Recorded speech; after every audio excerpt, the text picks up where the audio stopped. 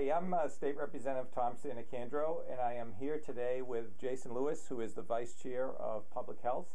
And Jason and I have worked on some things dealing with Chapter 70, school funding, and one of them is the adequacy study. So why don't you tell us a little bit about what's been happening with the adequacy study?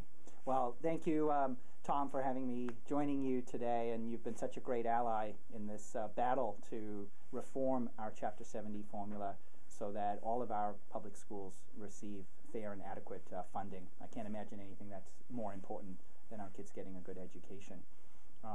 We worked together last year when we passed the Achievement Gap Bill to successfully get an amendment adopted that requires the Department of Education to analyze the problems with the Chapter 70 formula and report back to the legislature before the end of this year, so it's only in the next month. And that will then help, again, I think, reaffirm the problems that we have with our Chapter 70 formula, and then will lead to the next step, which I think is an adequacy study. Yeah, one of the things is that our communities are very similar to each other, and that's what's causes this alliance here between you and me. And the story is that our communities, my communities of Framingham and Ashland, really aren't receiving their fair share under the formula the way it is. And there's a lot of factors that go into that, but because of that, and because we're relatively suburban communities, the effect is that our kids are not necessarily receiving the education that they could receive would there be adequate funding in the system. So I know there's a lot of frustration in our community on how we do that and the way we move forward. We did do a change in 2006, as you're aware, that made some changes to the formula that had great impact on my communities of Ashland and Framingham, and they've seen great success in that, but they're still not where they should be. Right. So we have the study, or the adequacy study. Talk about the adequacy study in itself. What is it that we're actually looking at in the adequacy study? Why is that so important for our communities?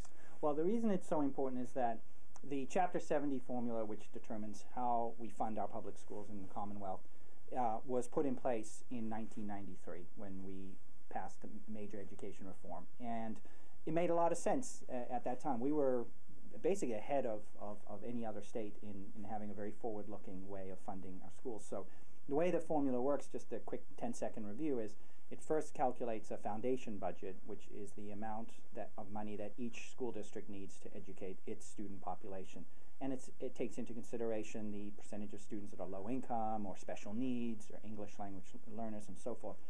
Then it says the next step is how much can each city or town contribute to the education of its own students out of its own resources, and then the state is required to make up the difference. And the problem with that is that worked pretty well through the 1990s. The state was living up to its end of the bargain. We were holding school districts accountable to higher standards, and that was sort of working. But after 2000, the foundation budget has no longer accurately tracked actual education costs, particularly in the areas of health care and special needs. Those costs have way exceeded what the assumptions are in the foundation budget. So as a result, we now calculate Chapter 78 for our communities based on a flawed formula and an outdated, inadequate foundation budget. So what the legislation that you and I have introduced and are co-sponsoring does is it will update, it will take a fresh look at the foundation budget and what is required to give our kids a good education in each school district. And there's a lot of elements that go into that, of course. And it will update the foundation budget and therefore update the formula so that we will now be basing Chapter 78 from the state on a foundation budget and a formula which is adequate and equitable for each community. And that's really what we're looking for. We're looking for adequacy because we need our kids to really be educated and be prepared for higher education or for the workplace, and we really need them for our own future. And then the issue that we all deal with is the issue of equity. How do we do this equitably among all the communities in Massachusetts? And part of the concern that I hear from my community, and I'm sure you're hearing it from yours too, is that they're not getting their fair share. So what we're doing is trying to work to make sure that our communities get their fair share of education funding. And exactly, well said. I think we're doing it in multiple different prongs of attack, if you will. Like we're trying to make sure that our communities at a minimum get their target share of aid, and whatever they're entitled to, push to get to realize that. And we're working on updating the foundation budget through the adequacy study.